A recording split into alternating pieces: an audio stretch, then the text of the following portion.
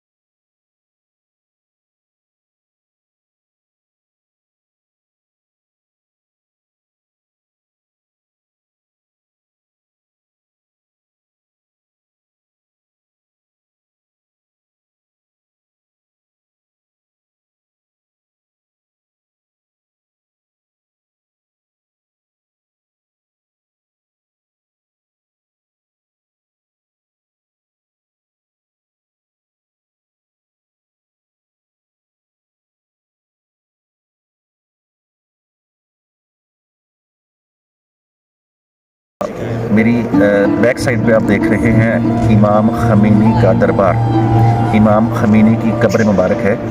इमाम खमीनी इमाम इनकलाब हैं। इमाम खमीनी ने जब ये देखा कि ईरान में जुल्म और सितम का राज है और ईरान में फहाशी और यानी का सैलाब है, तो इमाम खमीनी ने अपनी कौम को बेदार करने के लिए एफ़र्ट्स की, कोशिशें की। फिर इमाम खमीनी फ्रांस मुंतकिल हो गए।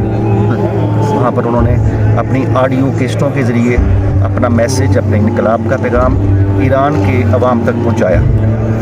फिर देखते ही देखते ईरान की अवाम ने उनके मैसेज को लब्बैक कहा और फिर जुल्म और सितम से जो अवाम जिससे डरी हुई थी और जुल्म और सितम के साथ जो ज़्यादती अवाम के साथ हो रही थी, फाशी और यानी का सैलाब था, बेहयाई अरूज पर थी, महंगाई अरूज पर थी, कत्ल व गारतगरी अरूज पर थी, जुल्म और सितम था।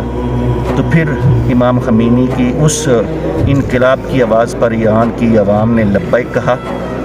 जब इमाम खमीनी ने आखिरी बार इनकलाब का ऐलान किया तो वो फ्रांस से जब तेहरान पहुँचे, ईरान में पहुँचे, तो कमो बेश 70 लाख से ज़ायद अफराद ने उनका इस्तकबाल किया।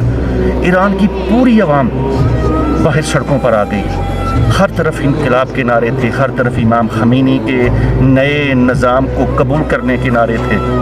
फिर वक्त की ने देखा कि 70 लाख से ज़ायद अवाम ने इमाम इनकलाब का इस्तकबाल किया। मोहतरम, जब इमाम खमीनी ने इनकलाब की कॉल दी और अवाम बाहर निकली, तो फिर यहाँ की बदमाशिया ने, यहाँ की अशराफिया ने, यहाँ की फ़ौज ने और पुलिस ने अवाम पर जुल्म और सितम के पहाड़ डाल दिए। फिर पुलिस ने अवाम पर सीधी गोलियाँ चलाईं, فوج نے عوام پر سیدھی گولیاں فائر کیں، اس وقت کم و بیش 60,000 سے زائد ایرانی عوام شہید ہوئے۔ لوگ اپنی شہادتیں دیتے گئے مگر اپنی منزل سے پیچھے نہیں ہٹے، وہ اپنی راہ سے پیچھے نہیں ہٹے۔ اور پھر جب فوج نے دیکھا کہ اتنی کثیر تعداد میں عوام باہر نکل آئی ہے تو پھر فوج نے بھی ہاتھ اوپر کر لیے، پھر فوج نے بھی ہتھیار ڈال دیے ایرانی عوام کے سامنے۔ پھر وقت نے دیکھا اور لوگوں نے دیکھا، دنیا نے دیکھا کہ امام انقلاب امام خمینی جب تہران کے ایئرپورٹ پر پہنچے تو انقلاب بپا ہو چکا تھا۔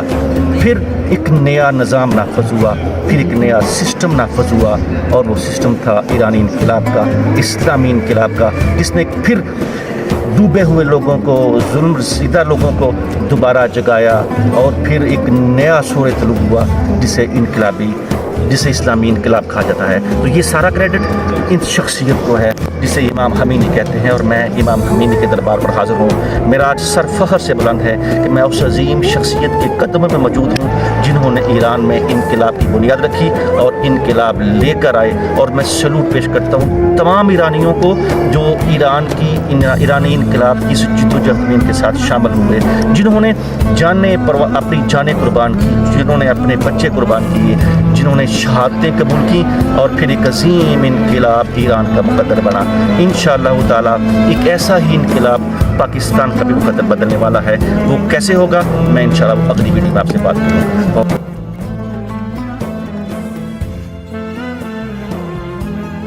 امام خمینی کے مزار کا اندرونی نظارہ، بلند و بالا خوبصورت پلر، انتہائی نفیس اور قیمتی پتھروں سے سجا ہوا خال کا یہ چھت جو دیکھنے والوں کو مبہوت کر دیتا ہے۔